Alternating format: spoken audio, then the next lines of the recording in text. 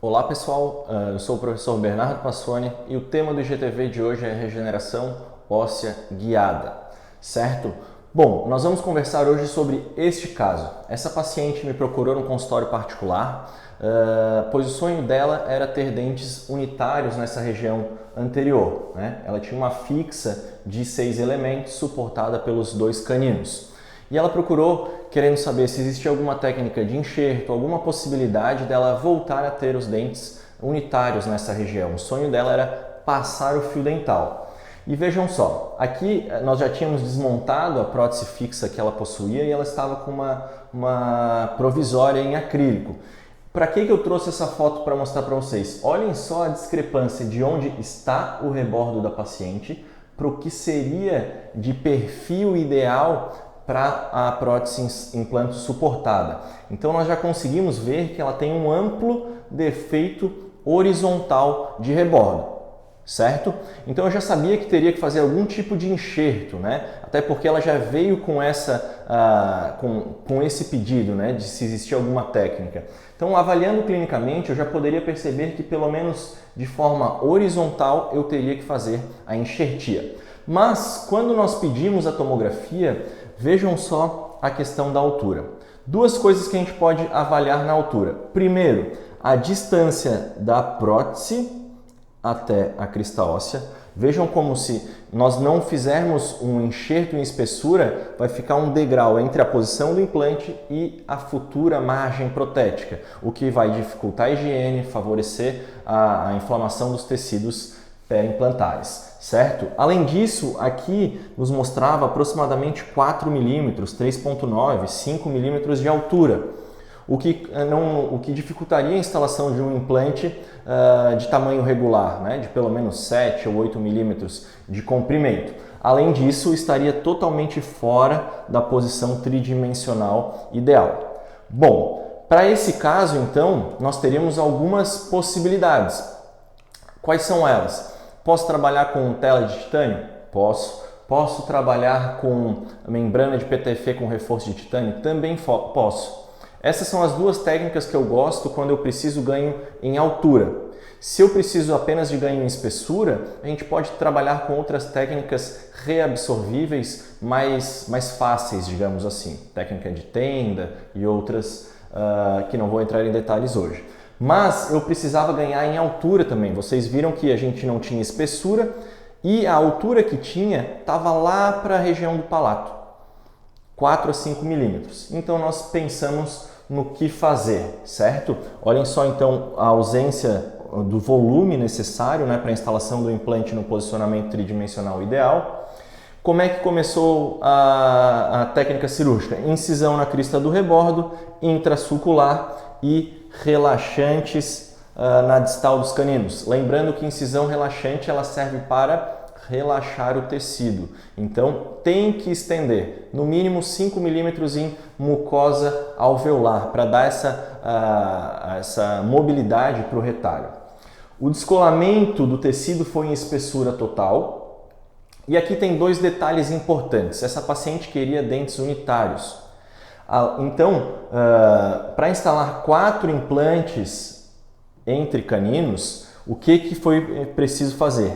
Esvaziamento do forame nasopalatino. Esvaziamento e enxerto, assim como vocês já viram em outro caso aqui no IGTV. Além disso, outra particularidade do caso, vocês podem perceber por essa foto.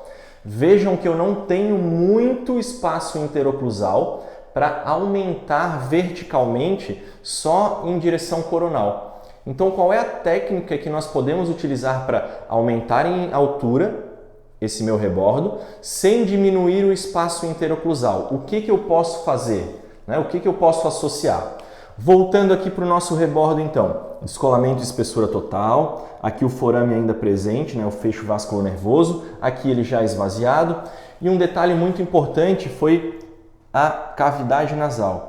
Nós optamos por fazer, além da reconstrução vertical com membrana de PTFE mais reforço de titânio, a enxertia em cavidade nasal, que o nosso pensamento qual foi? Ganhar 2 a 3 milímetros em direção coronal e 2 a 3 milímetros na cavidade nasal, o que me possibilitaria a instalação de um implante Se eu já tenho 4 milímetros que vocês viram na tomografia, mais 2 a 3 para coronal e 2 a 3 para cima, nós vamos chegar aproximadamente a 10 milímetros, o que me possibilitaria a instalação de um implante de 8 milímetros de comprimento, certo?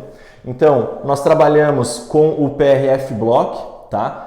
Lembrando, biomaterial de lenta remodelação com membrana de fibrina de LPRF picotada e a fibrina em fase líquida para aglutinar e fazer com que isso tudo vire um bloco que vai facilitar. Aqui vocês podem ver a membrana da cavidade nasal descolada e o bloquinho facilita a inserção nessa região da cavidade nasal, que é o que vocês estão vendo nessa foto.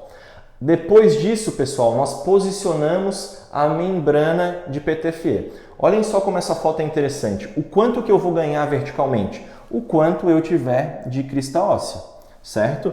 Então é isso aqui, ó, 2 a 3 milímetros que eu vou recuperar verticalmente na região cervical. O resto vai ficar lá para a cavidade nasal. Membrana posicionada, mais uma vez o PRF Block sendo colocado, tá? Aqui vocês podem ver o titânio, né, que vai dar o formato da membrana. E esse Vzinho aqui foi recortado para a região não ficar pegando a espinha nasal, né, para a membrana se adaptar perfeitamente.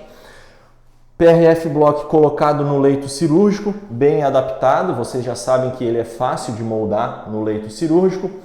Por cima dele, nós colocamos as membranas de PRF para estimulação da formação de osso nessa região.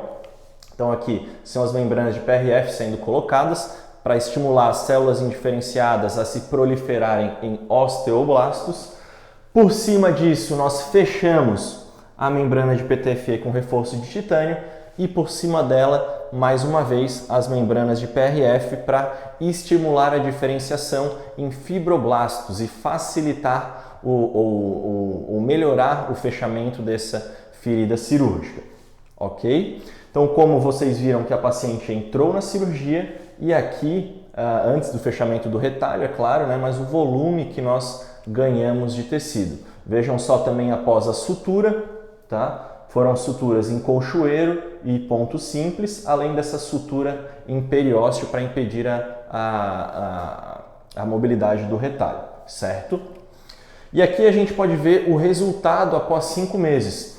Tomografia aqui em cima como era, olhem só a distância, né, que eu tinha e olhem só quanto que nós ganhamos de altura, né? Vejam a região da cavidade nasal. Aqui o assoalho está mais ou menos nessa parte, então 2 a 3 milímetros ganhamos de cavidade nasal e 2 a 3 milímetros a região aqui abaixo da crista óssea. Lembrando que, além disso, nós trouxemos, né, esse osso que estava só no palato, só nessa região, agora para o correto posicionamento. Da mesma forma do outro lado, vejam como era o caso inicialmente e depois da reconstrução. Né? Vejam perfeitamente aquela região da cavidade nasal. Então, um detalhe pequeno que, se nós não percebemos e planejamos só o ganho vertical coronal, na região cervical ali, inviabilizaria depois próteses com um bom formato, com um bom perfil de emergência, por conta que não teria espaço interoclusal. Então, aqui foi feita uma associação de técnicas de levantamento da cavidade nasal com a reconstrução vertical com a membrana de PTFE, com reforço de titânio, que possibilitou a instalação de implantes de 3,5 milímetros de diâmetro por 8 de comprimento, podendo então reabilitar essa paciente com dentes unitários. Espero que vocês tenham gostado dessa dica e até a próxima. Um abraço.